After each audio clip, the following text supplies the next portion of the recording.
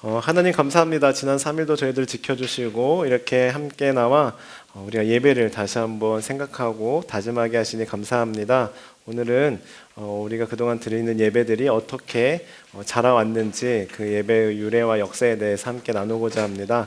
하나님 저희들에게 지혜를 주시고 이 모든 예배들을 현재 우리의 삶에 잘 적용할 수 있도록 은혜를 더하여 주옵소서. 감사드리며 예수님의 이름으로 기도합니다. 아멘. 네. 네, 우리 오늘 벌써 세 번째 강의인데요. 오늘 강의 들어가기에 앞서 우리 복습, 네, 혹시 다 기억하실지 모르겠지만 복습하도록 하겠습니다. 첫 번째 강의 시간에 우리 예배란 무엇인지, 네, 같이 배웠었죠. 예배란 하나님의 계시와 은혜에 대한 인간의 뭐였었죠? 네, 맞습니다. 바로 반응, 응답. 입니다. 네, 그래서 성령 안에서 그리스도를 통하여 하나님께 드리는 전인격적인 행위라고 우리가 했었죠. 그래서 우리는 우선순위를 기억해야 되는 게 우리가 예배 은혜를 받으러 예배 오는 게 아니라 하나님께서 주신 은혜가 너무나 감사해서 저절로 반응하는 그 행위가 바로 예배라고 같이 배웠었습니다. 지난주에 우리 예배의 사중 구조에 대해서 배웠었어요. 네, 첫 번째가 뭐였었죠? 하나님의 부름, 네, 응답이었습니다. 네, 그래서 하나님께서 백성을 부르시고 백성은 그 부름에 응답하여서 모이는, 그래서 예배를 시작하는 그게 바로 이제 부름과 응답이었는데요. 그래서 예배의 요소 중에서는 예배의 시작, 예배로의 부름, 찬양 등이 있었죠. 두 번째 구조로는 무슨 선포가 있었죠? 네, 맞습니다. 바로 말씀의 선포입니다. 그래서 하나님께서 말씀을 통해 자신을 계시하시고 특별히 하나님의 현재적 음성을 듣는 시간이 바로 이 말씀 시간으로 예배 요소 중에서는 성경 봉독, 설교, 사도신경 신앙 고백, 기도, 이게 다 이 말씀의 선포 시간에 포함된다고 나눴었습니다. 세 번째로는 무슨 고백일까요? 네, 맞습니다. 바로 감사의 고백이었습니다. 그래서 하나님의 은혜에 대한 감사의 응답으로 성찬이 중심이 되고 이 요새는 또 봉헌과 봉헌 기도도 포함된다라고 함께 나누었었고요. 마지막에는 뭐가 있었죠? 네, 맞습니다. 파송입니다. 네, 바로 이제 예배를 마친 백성이 세상 속으로 다시 보내짐을 받는, 그래서 축도 시간, 그리고 파송 찬송 시간, 사명 선언하는 교회도 있고 주기도문도 다 이 요소에 포함된다라고 배웠었고요. 우리 예배 속 자세와 의미에 대해서도 지난주에 같이 배웠었죠. 그래서 일어서는 게 어떤 의미가 있었다고 했었죠? 예배 시간에 이렇게 다 같이 일어나는 그 행위가 어떤 의미가 담겨져 있었죠? 하나님을, 네, 맞습니다. 경외하고 존경하는 그런 표현을 다 같이 일어나서 예배를 우리가 시작하고요. 그 다음에 앉는 거는 어떤 의미가 있었죠? 제자의 겸손한, 네, 맞습니다. 겸손한 자세. 그래서 우리가 말씀 앞에서 겸손히 듣고 순종하려는 그 집중, 경청하고자 하는 자세가 이 앉음의 자세의 의미가 담겨 있다라고 했습니다.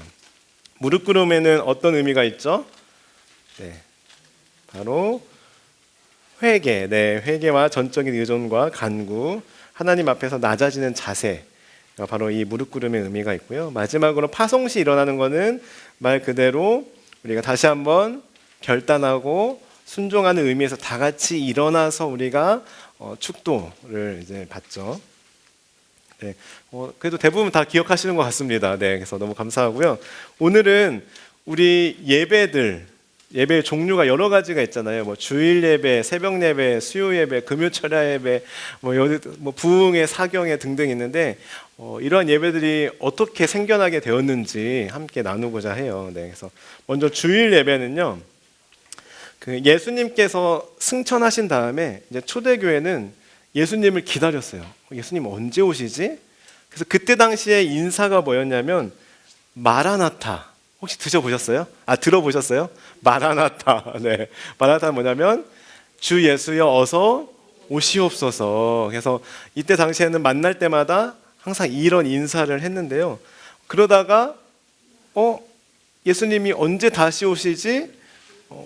하면서 새롭게 시간을 조직하여서 우리가 주님을 기억하고자 했어요. 그래서 드려진 날이 바로 이 주일 예배예요. 그래서 여기 보시면 이들의 가장 큰 관심은 예수님의 무엇이 일어난 날일까요? 부활. 네, 부활이 일어난 날이 이들의 관심이었습니다. 그래서 이때 당시 초대교회 사람들은 더 이상 이제 안식일을 중심으로 이루어지는 날에 집착하지 않았고요. 이제 가장 큰 관심은 오직 주님의 부활이 일어난 날, 즉 안식 후 첫째 날에 있었습니다. 그래서 이러한 이제 주일에 대한 그 이름이 다양한 이름으로 명명하게 되었는데요. 먼저 첫째 날로 불리우기도 했어요. 이거는 이제 유대인들이 일요일을 안식 후 첫날이라고 불렀거든요. 이거는 이제 고린도전서 16장 2절에도 기록되어 있고요.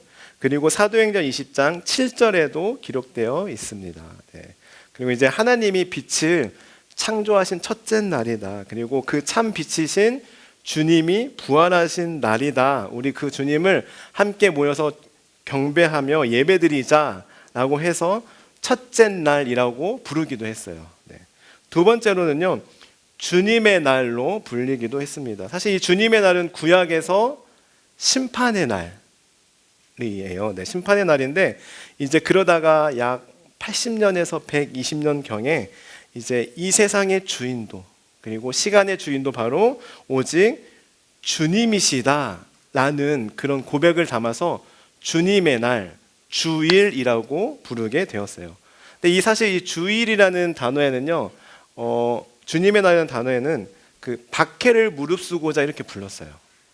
그러니까 이 날은 황제를 위한 날도 아니고 우리는 주님을 위한 날입니다. 우리는 주님만 경배하고 섬깁니다 하면서 로마의 박해를 무릅쓰고 부르게 된 날이 바로 이 주님의 날이라고 부르게 되었습니다. 세 번째로 부활의 날이라고 불렀는데요. 그래서 우리 지금 매 주일을 사실 작은 부활절이라고 우리는 불러요. 네.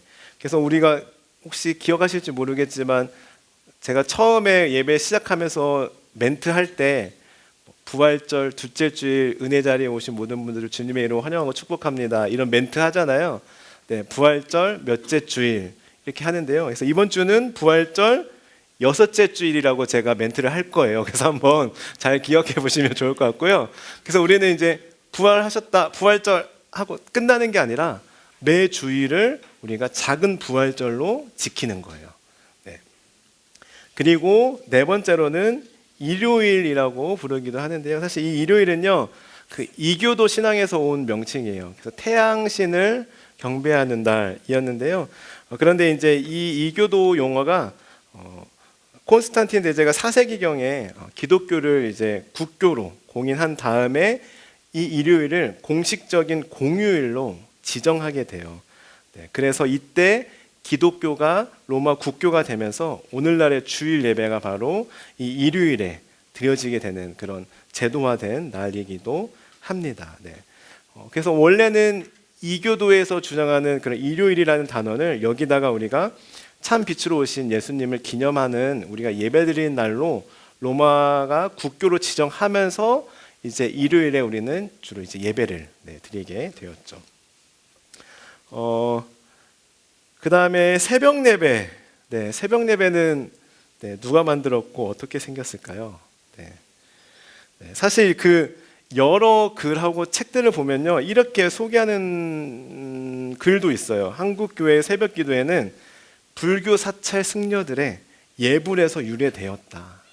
그리고 그 새벽 미명은 신령한 존재와 영적으로 교류할 수 있는 가장 좋은 시간으로 여겨졌대요. 그래서 혹시 기억하실지 모르겠지만 옛날에는요, 이제 그 물을 떠놓고 항상 아침에 가장 먼저 일어나서 이제 그 특히 이제 여성분들이 그 남편과 자식을 위해 정화수를 떠놓고 이렇게 비나이다 비나이다 하면서 빌었다라고 해요. 네, 거기서 유래돼서 새벽 예배가 시작되었다라고 주장하는 사람들도 있는데 그거는 아니고요. 네, 그건 아니고요.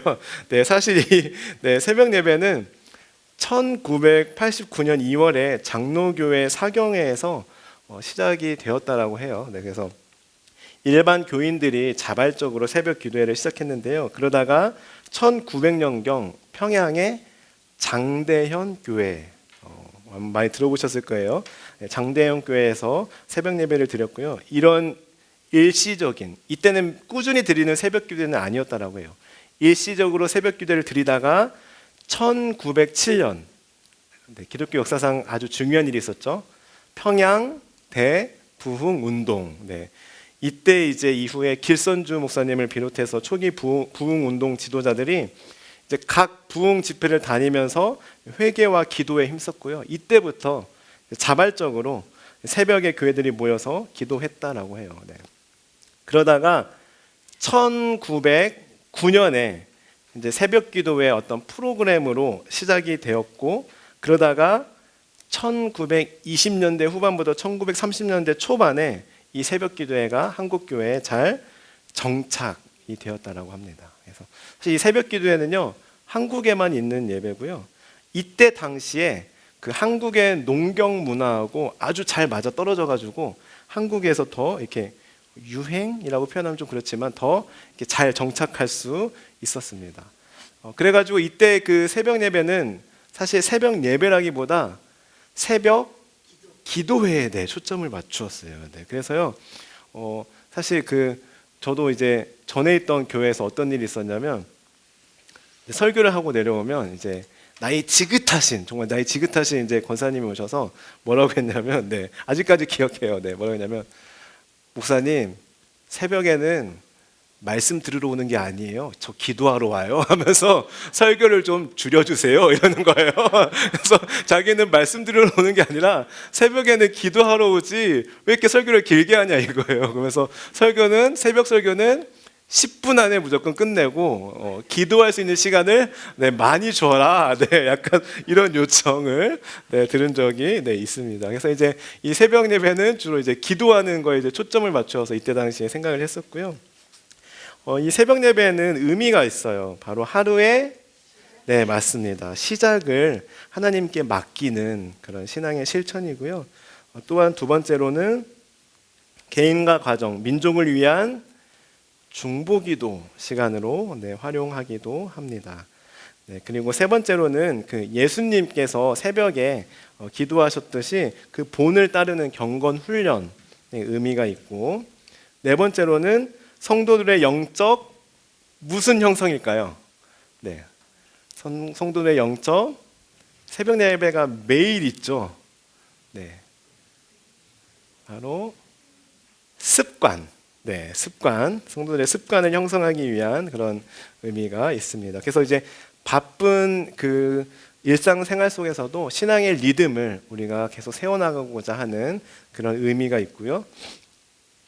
그 현대적 적용을 보시면 오늘날의 새벽 예배를 주로 어떻게 드리냐면, 어떤 교회는 이제 묵상 중심의 새벽 예배를 드리기도 합니다. 그래서 우리 그 큐티집을 활용해서 이제 묵상 기도하면서 예배드리는 교회도 있고, 우리 교회처럼 말씀 통독 하루에 한 장씩 이렇게 읽어가는 또 교회들도 있어요. 말씀 통독을 하는 교회들도 있고, 또 오늘날에는 온라인 예배로 많이 확장해서 드리기도 합니다.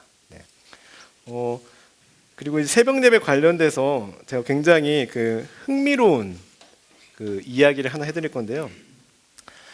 예전에 그 장신대에 그 사회복지학의 이만식 교수님이라고 계셨어요. 근데 이 교수님이 그 어떤 그 여론조사, 확률 이런 거 이제 전문가이신데요. 어떤 그 한 기관의 의뢰를 받아서 그 한국 교회 새벽 예배 참석률을 좀 파악해 달라라는 의뢰를 받았대요.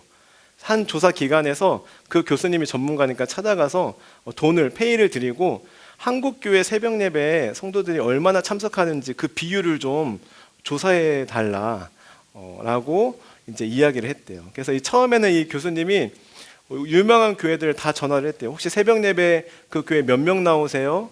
했는데 문제는 다들 솔직하게 이야기 안 해준대요. 더 부풀려서 말하는 교회들도 있고, 또 어떤 교회는 이거 괜히 했다가 뭐 총회비 많이 내라고 하는 거 아니야? 이래가지고 오히려 줄여서 보고하는 교회도 있고, 이래가지고 결국에는 이 교수님이 직접 한국의 유명한 그 새벽 예배를 다 다니면서 파악을 한 거예요. 그런데 이 교수님이 놀라운 어떤 법칙을 발견을 했대요. 그 법칙이 뭐냐면 새벽 예배 참석하는 성도 수 곱하기 10을 하면 주일 예배 참석 인원이 나온대요. 신기하죠? 그러니까 케이스마다 다 다르긴 한데, 대부분 예를 들어서 그 교회에 새벽 예배에 30명이 나온다 하면 보통 주일 예배 참석률이 한 300명 정도 된대요. 그래서 이번 주 토요일 날 우리 교회 몇 명 나오시는지 한번 세보시고 얼추 맞는지 한번. 근데 저는 이제 전에 있던 교회들 제가 생각해 보니까 얼추 맞더라고요. 우리 예배위원회 우리 담당하시는 장로님이 잘 아실 거라 생각하는데 맞나요? 네, 신기하죠. 그래서 우리에게 부흥을 원하신다면 새벽 예배를 많이 나오시면 좋을 것 같고요. 그리고 이제 다음에 이제 수요 예배로 넘어가 볼게요. 이 수요 예배는요, 사실 그 성경에 기록되어 있진 않아요. 수요 예배를 드려라라고 기록되어 있지는 않습니다. 그러나 이제 추측하기로는 청교도 전통이나 개신교 부흥운동, 특별히 18세기, 19세기경에 미국의 제2차 대각성운동이 일어났는데, 이때 주중 말씀 집회가 활발해졌대요. 그래서 우리 주일 예배 외에 주중의 중간에 예배를 좀 드려야 되지 않겠냐, 주일까지 기다리기에는 텀이 너무 길다 해가지고 그때부터 수요일에 모여서 예배를 드렸다라고 해요.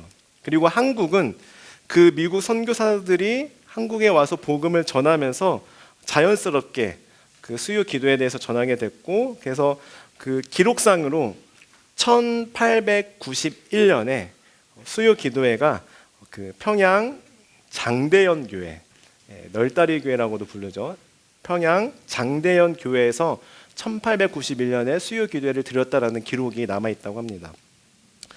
그러다가 일제 강점기 그리고 6.25 전쟁 이후의 고난 속에서 교인들이 더 자주 우리가 교회에 모여서 기도를 해야 되지 않겠냐 해가지고 오히려 일제 강점기 6.25를 겪고 난 이후에 이 수요 기도에 대한 그런 열망이 더 강해지면서 정착이 되었다라고 합니다. 그래서 사실 이 수요 예배는요, 미국에서 먼저 시작되었는데 오히려 한국 교회에서 더 잘 정착이 되었다라고 해요. 그래서 사실 이제 이것도 그 한국 농경 문화랑도 연관이 있다라고 합니다. 즉 이제 그때 당시에는 매일 막 농사짓고 바쁘게 살았잖아요. 그래서 주일에 농사를 짓느라 못 오신 분들이 이 수요일날 저녁에 모여서 예배를 드리시는 분들도 있었대요.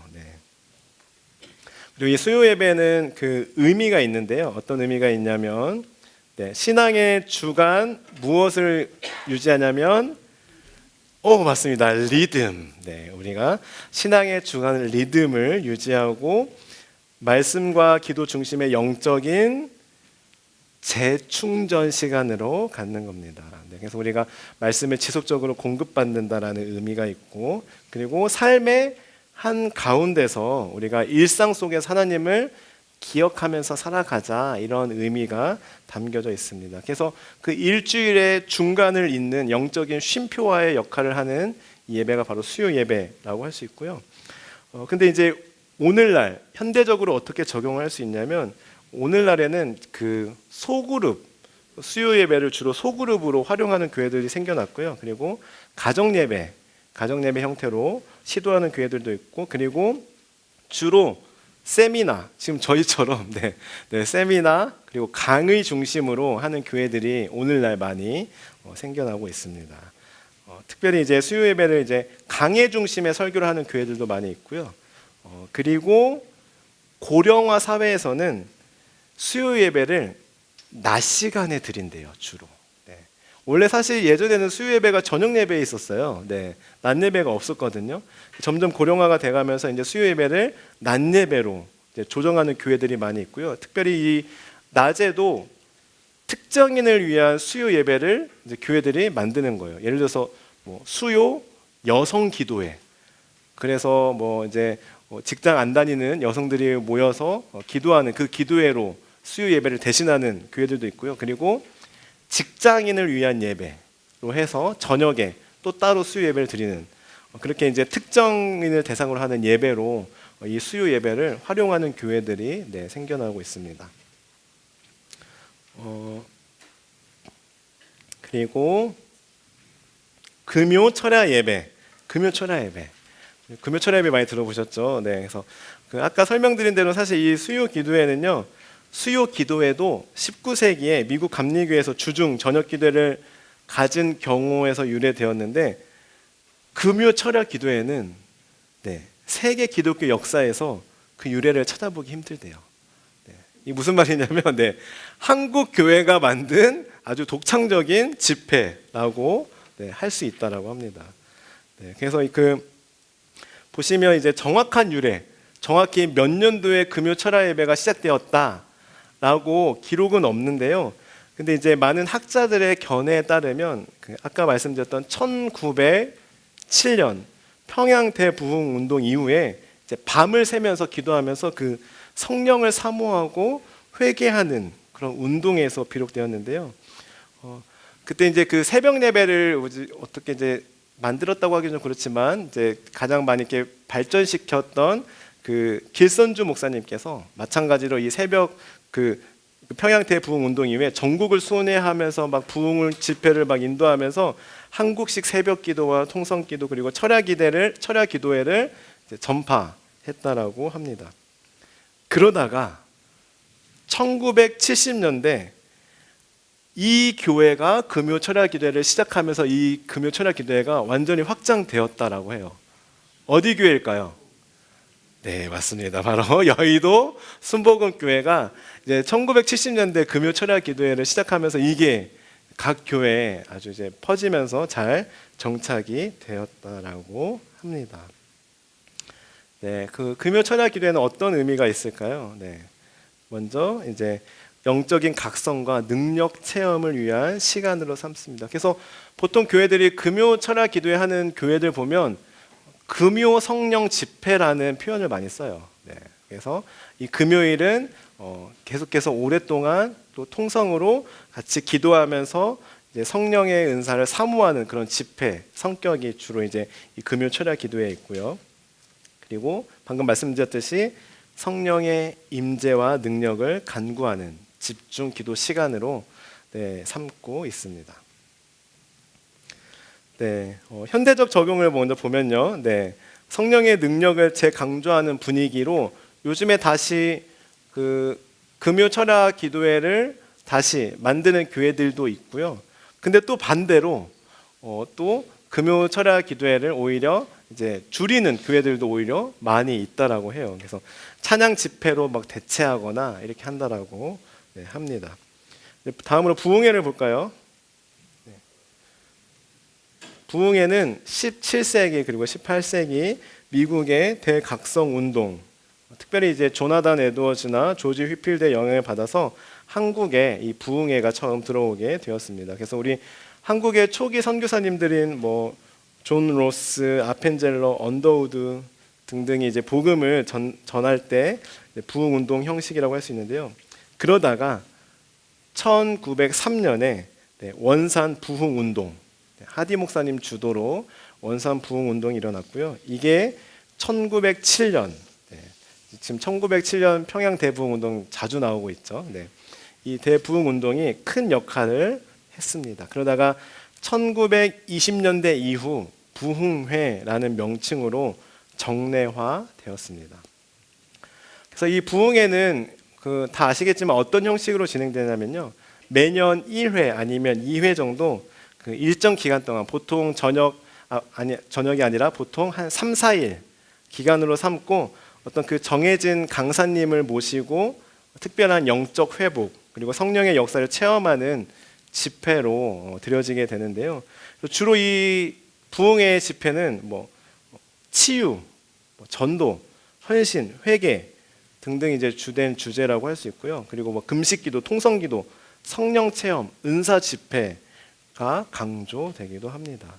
사실 이게 그 부흥회는 1990년대, 2000년대 초반까지 굉장히 이제 유행을 하게 되었는데요. 생각해 보면 저도 어렸을 때 그 부모님 따라서 부흥회를 참 많이 다녔던 것 같아요. 네. 그때는 진짜 교회마다 부흥회를 정말 많이 했었고, 특히 이제 기도원도 참 많이 찾아갔던 것 같아요. 저도 이제 그래서 막 그 아직까지 기억나는데 막 항상 그 어떤 주제나 이런 거 보면 막 가게에 흐르는 저주를 끊어라 막 이러고 막 그리고 뭐 병고침, 물질 회복의 시간 막 하면서 막 그런 집회들 많이 했던 것 같은데요. 저 아직도 기억나는 게 어떤 한 부흥 집회를 갔는데 방언을 받아야 된대요. 무조건 방언을 해야 된대요. 그래서 방언을 어떻게 해야 되냐 하면서 그 부흥의 그 강사님께서 그냥 예수 예수 예수 예수 아니면 아멘 아멘 아멘을 빨리 하래요. 그러면 방언을 받을 거래요. 그러면서 아직도 기억나요. 그리고 그때 이제 저 같은 청소년이 몇 명 앉아 있었거든요. 저희한테 오늘 이제 부흥에 참석해서 방언을 받으면 나이키 운동화를 사주겠다고. 그래가지고 그래서 제가 그 나이키 운동화 너무 갖고 싶어가지고 계속 예수 예수 예수 예수 예수 하고 막 아멘 아멘 아멘 했는데 방언 받았을까요? 못 받았을까요? 그때 못 받았어요. 그래가지고 막 너무 안타까웠는데 이제 나중에 저는 이제 고등학교 3학년 돼서 그때 이제 방언의 은사를 받게 되었는데요. 뿐만 아니라 이때 보면 막 같이 이제 기도하고 있는데 옆에 보니까 저희 어머니가 막 쓰러져 있어요. 막 쓰러져 있고 막 울고 있어요. 이러면 무섭더라고요. 근데 이제 그때 당시에는 그런 분들이 많았어요. 그래서 이제 안수해 주시면 강사 목사님이 안수해 주시면 막 쓰러지고 그냥 쓰러진 것도 아니고 쓰러진 채로 막 기어 다니시는 분들도 막 있었고요. 부흥회가 그때 당시에는 굉장히 유행이었고 굉장히 뜨거웠던 그런 시절들이 있었습니다. 이 부흥의 의의를 보시면요. 그리고 왜 부흥에 어떤 의미가 있냐면 회개와 헌신의 기회로 이 부흥회를 삼기도 하고요. 그리고 말씀과 기도를 통해 삶을 재정비하는 계기가 되기도 합니다. 이 부흥회를 통해서. 그리고 공동체적으로 우리가 영적으로 각성하는 교회 전체가 성령으로 하나 돼서 하나님 앞에 나아가는 그런 성령의 역사에 대한 기대와 체험에 할 수 있는 그런 시간으로 이제 부흥회를 하곤 했는데요. 근데 사실 이 부흥회는요 장단점이 있어요. 장단점이 있는데요. 먼저 그 담임 목사님이 할 수 없는 이야기를 속 시원하게 직설적으로 전해도 전혀 상처를 안 받아요. 어차피 부흥 강사 목사님이 하시는 말씀이기 때문에.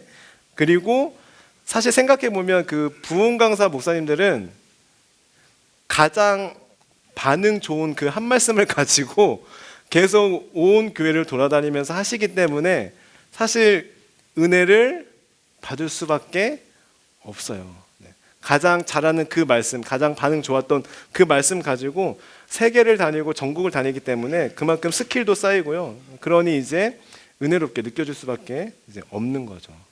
그러나 이제 단점이 있다면 그렇기 때문에 그 지교회와 비교하게 되는 왜 우리 교회 예배는 이렇게 안 뜨겁지?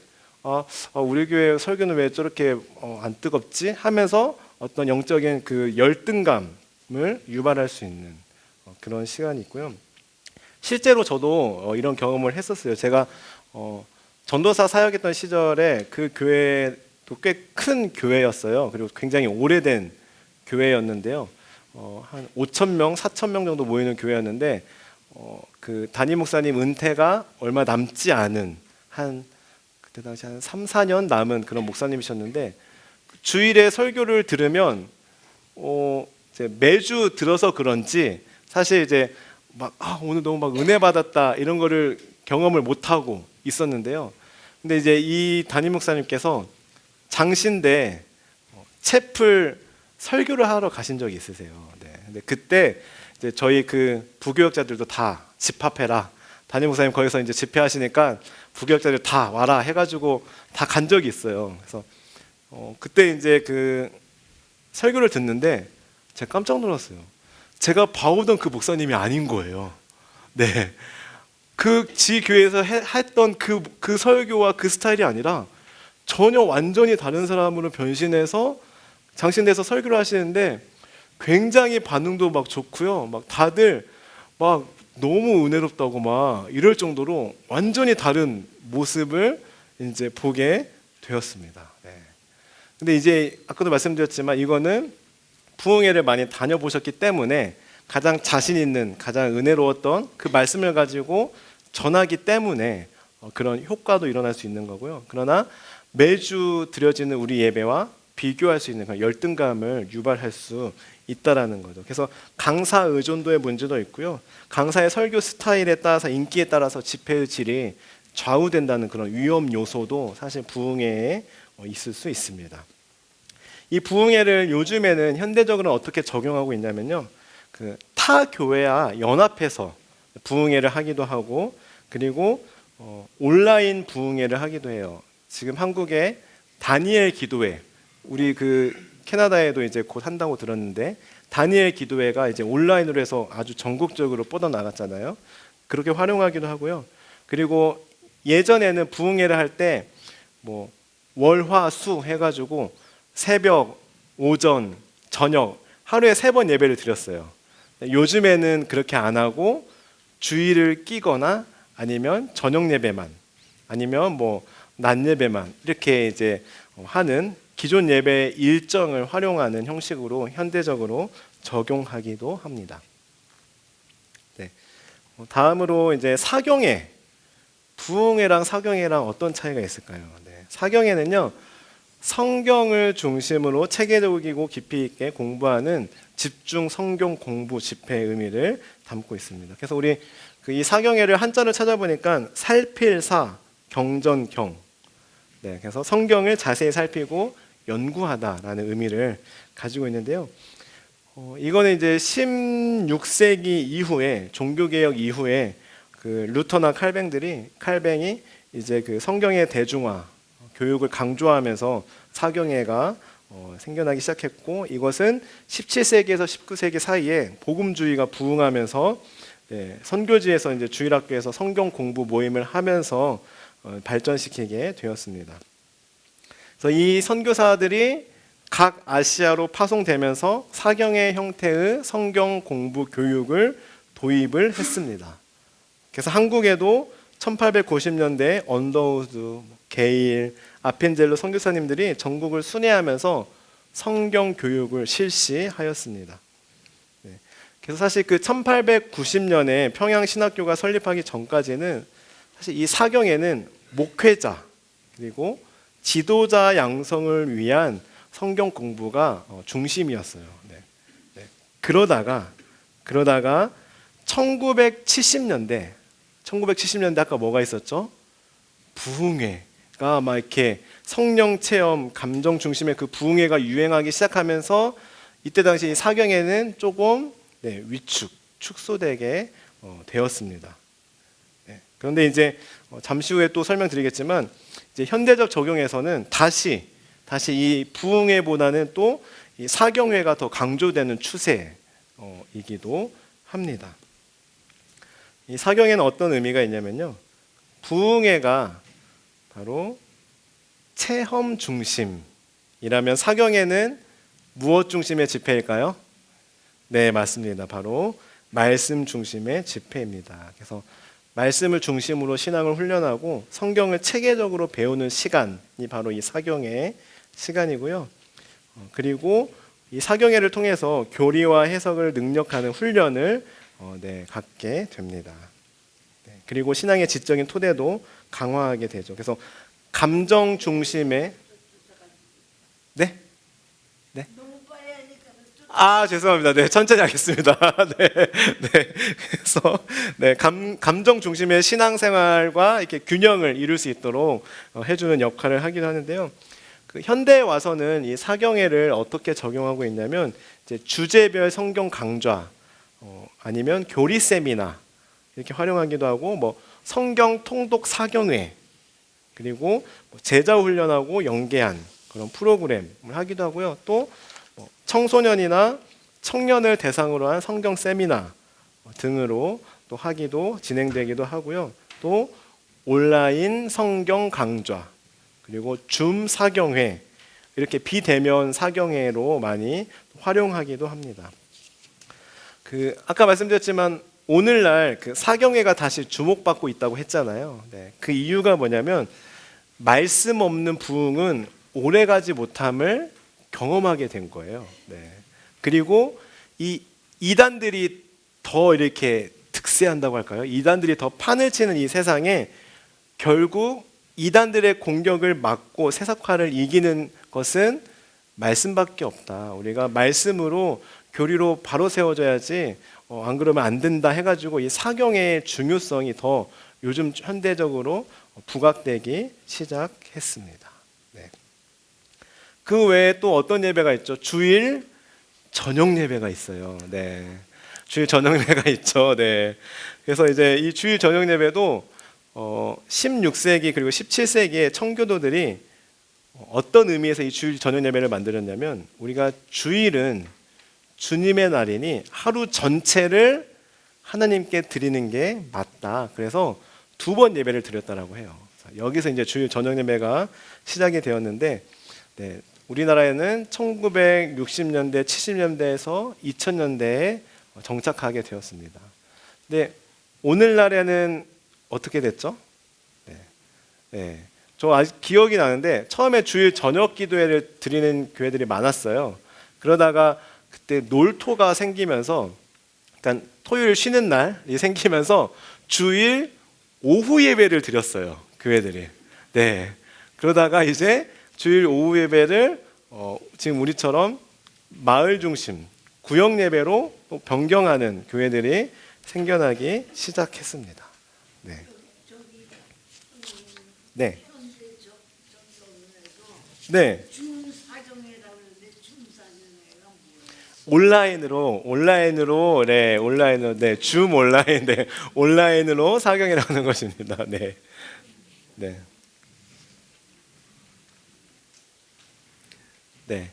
그래서 우리 여기까지 한번 정리하면 결국 이제 한국 교회 안에 자리 잡은 뭐 새벽 예배, 수요 예배, 금요 철야 예배, 부흥회, 사경회, 네, 각각 다른 형식과 목적이 다 있죠. 네. 근데 중요한 것은 네, 영어로 줌입니다. ZOOM입니다. 네, 네, 온라인 프로그램이고요. 네, 네. 그래서 우리 한번 정리하면 새벽 예배는 고요한 새벽을 깨우며 하루를 시작하는 우리의 삶을 하나님께 드리는 그런 예배이고, 수요 예배는 바쁜 일주일의 한 가운데서 주님의 말씀으로 다시 중심을 잡게 되는 은혜의 재정비 시간. 금요 철야 예배는 하나님을 사모하며 밤을 지새우며 깊이 통성으로 기도하는 시간. 부흥회는 메마른 심령 위에 담비를 부으시고 생기를 불어넣으시는 회복과 소생의 시간. 사경회는 말씀 앞에 무릎 꿇어 배우는 제자들에게 하나님의 나라를 가르치는 진리의 양육 시간. 이런 의미가 다 있는데요. 제가 어떤 기사를 보니까요, 통계를 내어 보았더니 미국이나 유럽의 개신교들은요, 정기적인 예배가 평균 매 한 주에 한 번이래요. 네, 미국이나 유럽은. 근데요, 한국의 교회들을 조사해 봤더니 한 주 동안 드려진 예배 평균 몇 회일까요? 네. 평균 10회. 네, 왜냐하면 새벽 기도회 6회, 그 다음에 수요 기도회, 금요 철야 기도회, 주일 예배, 아니면 주일 저녁 예배, 아니면 또 구역 예배, 이렇게 해가지고 평균적으로 한국은 주 10회 예배를 드린다고 해요. 그리고 실제로 한국의 어떤 교회들은요, 이제 주 7일 저녁 기도회를 만들었어요. 네, 수요기도회 금요 성령 집회 빼고 목요 예배, 그리고 화요 예배, 그리고 월요 예배를 또 특색 있게 만들어서 매일 저녁에 예배를 드리고 있어요. 네. 그래서 이제 이거에 대해서 이제 많은 분들이 다 분석하고 막 이제 또 이제 연구하고 이러는데요. 저는 이제 어떤 분이 이렇게 분석한 걸 봤는데 뭐라고 했냐면, 미국이나 주일은 그 주일에 들은 그 말씀 가지고 그 말씀 붙잡고 내가 이거를 어떻게 살아낼 것인가를 중요하게 생각한대요. 그래서 그 말씀 한 구절 붙잡고 매일매일 그 말씀을 곱씹으면서 묵상하면서 내가 이대로 살아가야지 하고 적용하는 데 더 초점을 둔대요. 그런데 한국은 열정과 열심은 있으나 오래가지 못한대요. 그래서 한국 사람들은 스스로 할 수 없고 누군가가 끌어줘야 된대요. 같이 하자고 막 해야 되고 끌어줘야 되고, 그래서 스스로 자정 능력이 조금 부족하대요. 그래서 한국 교회는 예배가 많다라고 분석한 분도 있었어요. 그리고 이제 특히 이제 다양한 예배에 어떤 문제가 발생할 수 있냐면, 이게 그 의미는 다 좋잖아요. 새벽 예배의 의미, 뭐 수요 예배의 의미, 금요철 예배의 의미, 부흥의 의미는 다 좋은데, 이게 어떤 문제점이 발생하냐면 직분자를 평가하는 잣대가 되기도 한대요. 그래서 장로님인데 수요 예배를 안 나왔어? 권사님인데 금요일 안 나왔어? 하면서 사람들이 이거 가지고 평가하고 이렇게 평가하는 기준과 잣대, 이런 문제점이 있기도 한다고 합니다. 그래서 예배가 많다고 무조건 다 좋은 것은 아니라는 거죠. 그래서 내가 어떤 마음으로 어떤 중심을 가지고 예배를 드리냐가 더 중요하다라고 할 수 있습니다. 그래서 우리는 이제 그럼에도 불구하고 왜 이런 예배들을 다 체크해 보았냐면, 이런 전통의 예배가 있구나, 예배가 전통적으로 이렇게 있었구나, 이런 의미가 있구나, 이렇게 해서 예배가 생겼구나 하는 걸 우리는 이제 알고, 이것을 지금 현재 우리의 삶에 어떻게 적용하고 지혜롭게 재해석할 것인가가 중요하다고 할 수 있어요. 그래서 좀 너무 추상적인 말이지만 본질은 지키되 형식은 유연하게 적용할 수 있어야 된다라는 거죠. 그래서 사실 요즘에 현대적으로 이 예배 현대적으로 아주 중요하게 떠오르고 있는 대안이 있어요. 이런 많은 예배들이 있는데 이 예배를 현대적으로 우리가 어떻게 적용할 것인가 하면서 대안 중에서 가장 떠오르고 있는 대안이 있거든요. 무슨 예배일까요?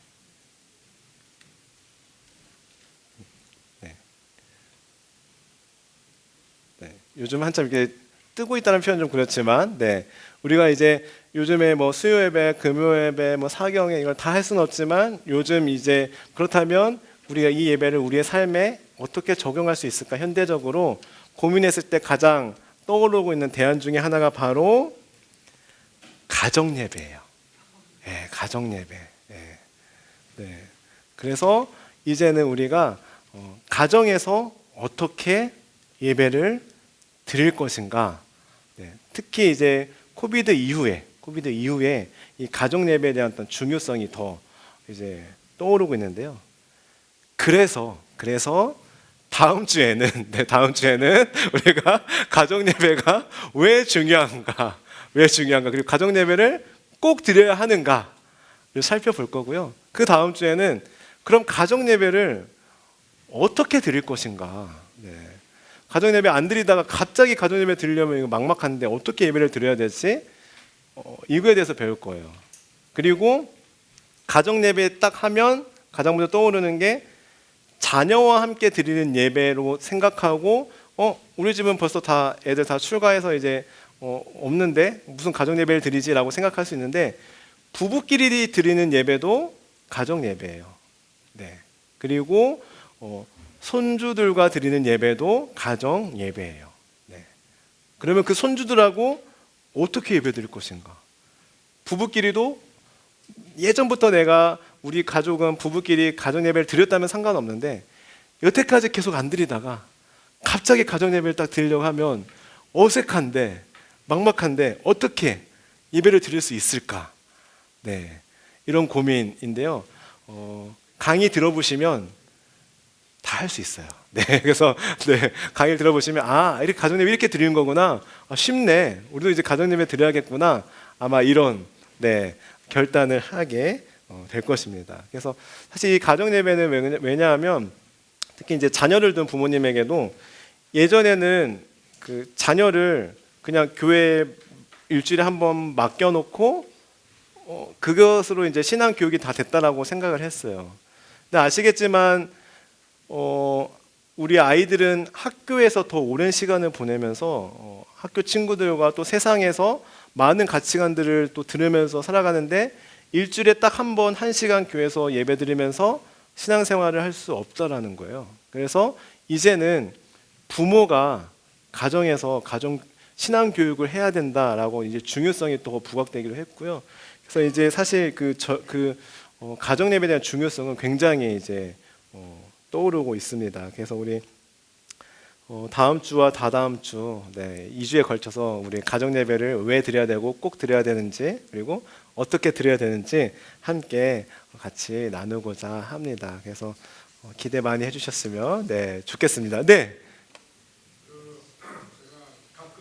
네. 네. 네, 네. 네, 네. 네. 아까도 그 말씀드렸지만 사실 그 일요일에도 그 의미가 있잖아요. 근데 사실 우리 이제 배웠으니까 우리 같이 배웠으니까 주일이라고 하면 더 좋긴 하겠죠. 왜냐하면 그 주일이라는 말에 어떤 나의 어떤 신앙 고백, 이날은 내 날이 아니라 주님의 날입니다. 이런 고백이 담겨 있기 때문에 그래서 이제 주일이라고 하는 게 더 좋지만 그렇다고 또 일요일이라고 했다고 해서 또 너무 또 혼내지는 마시고 그랬으면 좋겠습니다. 네. 네. 네, 네. 꼭 가르쳤습니다. 네, 맞습니다. 네. 네. 천주교는 좀 다르죠. 네. 네.